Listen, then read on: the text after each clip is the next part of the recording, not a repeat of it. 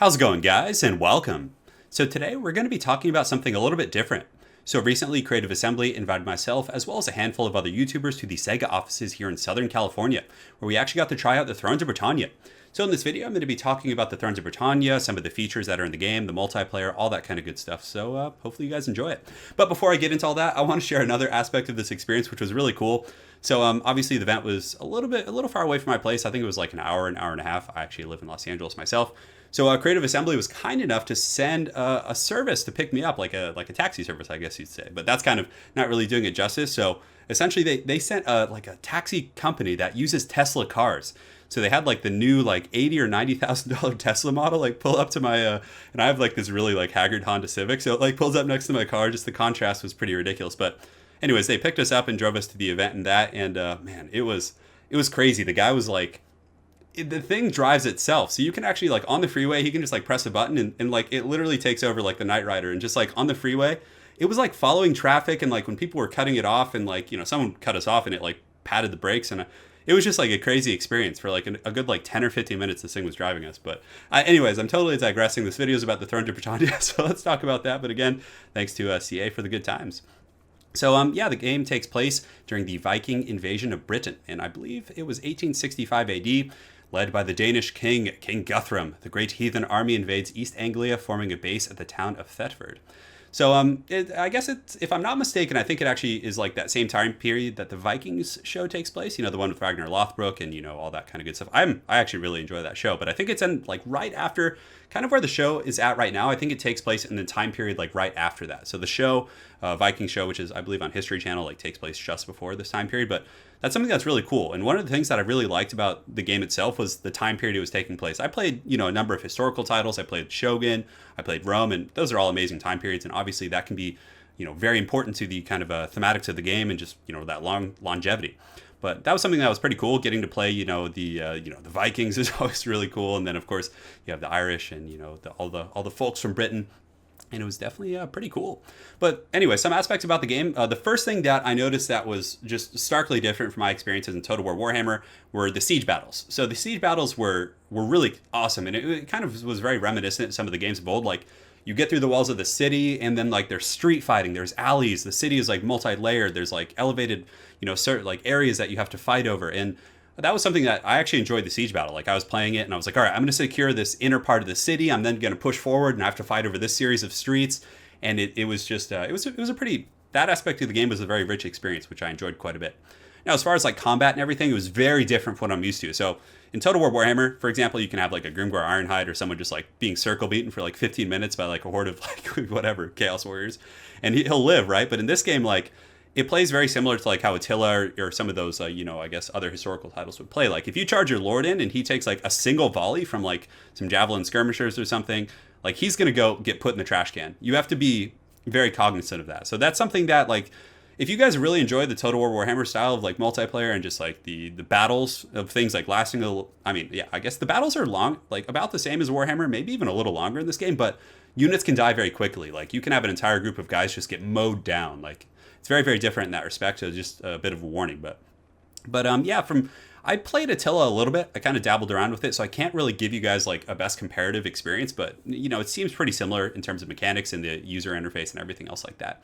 And that's also another just thing. The user interface, for those of you guys that are just coming into the game on Total War Warhammer, the interface is very different in Attila. Like, some of the battle commands and being able to like shift path and how you group things is similar, but the campaign user interface and the battle interface is it's very, very different for me. But from what I've heard from some of the other YouTubers that were there, it's somewhat similar to Attila. But again, take that with a grain of salt. It kind of caught me off guard. I was like having to look at things and read over things, whereas normally I'm just, you know, very adept and quick at those sort of things. But some aspects of the game. So let's get into some of the mechanics of the game. And also, we did get to interview Creative Assembly staff about the game. One thing, I know my channel is very heavily focused on multiplayer. As such, I will play this game when it comes out. I'll probably do like a head-to-head campaign with Italian Spartacus, but they said it themselves. It's very heavily designed for campaign. So the campaign is going to be the primary focus, and the campaign is definitely very. There's a lot going on for sure, and it has a lot of cool interactions and things that I'll get into here in a minute. But if you're looking for a really kind of a heavy multiplayer experience, you're not really going to get it here as much as you would from like a Total War Warhammer, which has like so many different factions, and it obviously has a bit of an active multiplayer community. From what I understood, it's very similar multiplayer to Attila. But anyways, the campaign is pretty fun. I enjoyed it myself, and I'm normally not like a huge fan of campaigns. And on top of that, you can play head-to-head campaigns. You know, it's the same stuff that you could do in Attila. But anyway, some aspects of the game. Let's just go down the list. I took some notes here, and yeah, hopefully you guys enjoy it. So war fervor. So there's a scale. So as you're in war or not, you know, as you're fighting or not fighting, your people are essentially going to get war fervor. So if you fight for too long and you're in this like very long, grindy, atrocious war, your people are going to start getting tired of war, and just like their willingness to fight is going to go down. You're going to start having public order issues. But if like you haven't fought for a long time and your nation isn't really growing in power, and like nearby nations are getting more powerful, your people are, you're then going to like want to fight. Your people are going to be like hyped up for it, and that's also going to be you know, affecting your public order and different things like that. Also, another thing that's changing from like Total War and some other titles is, if you guys obviously know, in Total War campaign, when you want to do like trade agreements and stuff like that, you have to like go through every single one, be like, okay, trade agreement, no, they say no, they say no, they say no. Even if they're like your bros, sometimes they'll often say no.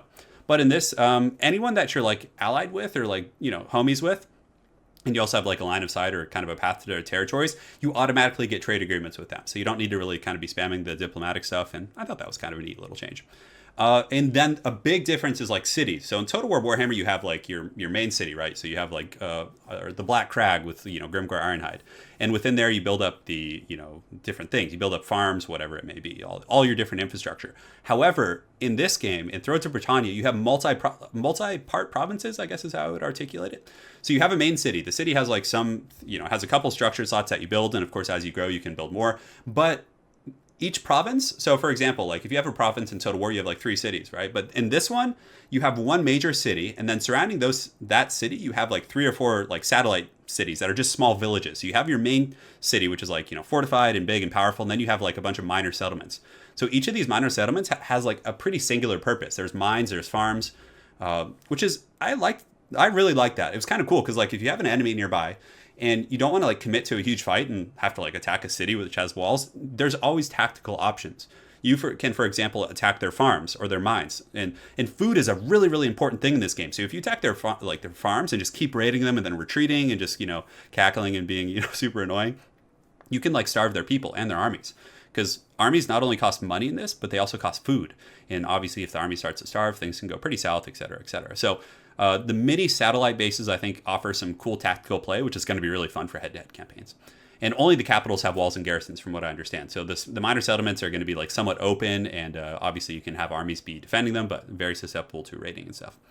So the next thing, political marriages and governance. So I'm pretty sure this was a feature. I didn't play Rome 2 myself, so I played the original Rome. I don't know if I said I played Rome 2 earlier, but I didn't.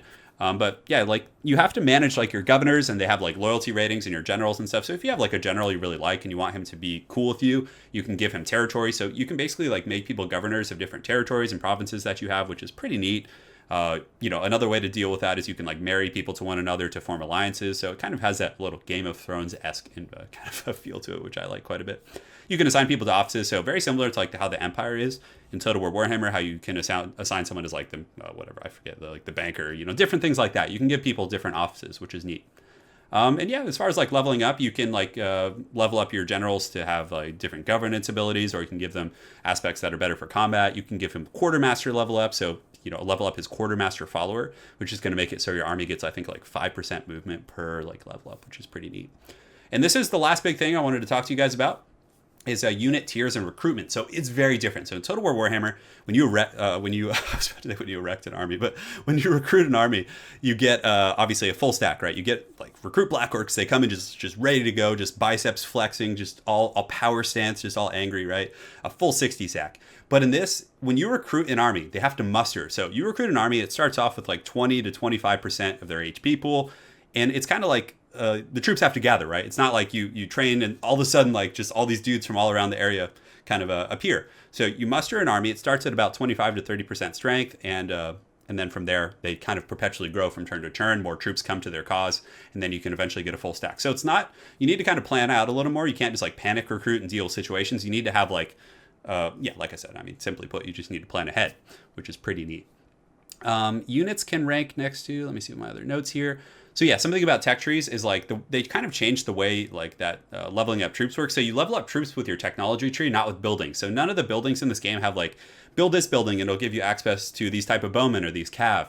It doesn't work that way anymore. So now in order to level up or kind of get the next tier of unit, you have to level it up in the tech tree. And if I'm not mistaken, I could be wrong in this, but I'll have to double check, and I'll make a comment if I am in the comment section. But you have to, like, a troop has to be a certain veteran level before they can go to the next tier, which I think is kind of cool. So it's giving it this very organic, and you have to muster the troops. They have to be more experienced before they can become a more seasoned troop. You can't just get like a group of just standard infantry and upgrade them to elite troops like right away. You need to like have them fight a little bit and get that veteran status, and then they can go from there.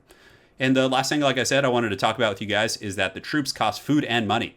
And if you go into the enemy zone, right? So if you're invading an enemy territory, each army has its own like food meter, if I'm not mistaken. So like if you go too far, your like supply lines can get cut off, and you can get more food in that army by raiding. So you can go like an enemy territory and raid, and that'll keep them eating and stuff, because you're basically taking from enemy farms and villages and things like that.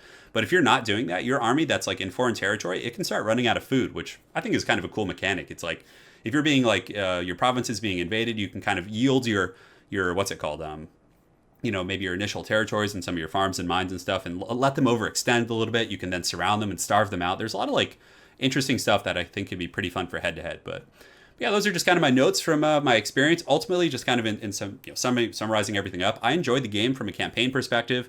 I thought the campaign was cool. Like you could do a lot of Game of Thrones stuff. You could marry people, make people governors. Having the multi-part provinces was cool. The siege battles were very neat as well. But ultimately, from a multiplayer perspective, I probably won't get too into it, because personally, I much prefer the kind of a variation between Warhammer factions and all that kind of stuff. I will play a couple games on the channel just to show you guys, but it plays very, very different from Total War Warhammer. The UI is very different. Personally, I greatly prefer the Total War Warhammer UI. I think it highlights the territories a little bit better. Obviously, it's a newer engine and model and everything like that, but nonetheless, I really liked the time period. The factions were pretty cool, and even though arguably the time period, the type of weapons and technology everyone was using was pretty similar, they still felt pretty different. I was playing the Irish, and that's what I believe that everyone got to play. And when I went and like fought, there were some Viking invaders. And oh yeah, while I'm on this video, that's something else that's really cool. You get these like Viking invaders that just come from the coasts, and there's a lot of interactive decisions you have to make. So like Vikings will come and raid a nearby village. You can choose to intervene and fight them and defend the village, or you can like work with the Vikings and try and get them to be your mercenaries. There was a lot of like interesting campaign stuff, and like I said, it's really neat. And just being on like these islands and then having Viking raiders come on your coast and just having to rally like the boys and just charge them on the coast, that was really cool. Like having to fend off those invaders in like a historical context. And man, the Viking warriors were just gangster. They had like these very elite troops that like I had all these like haggard spearmen and just soldiers trying to drag down this one group. I was like, they just won't die.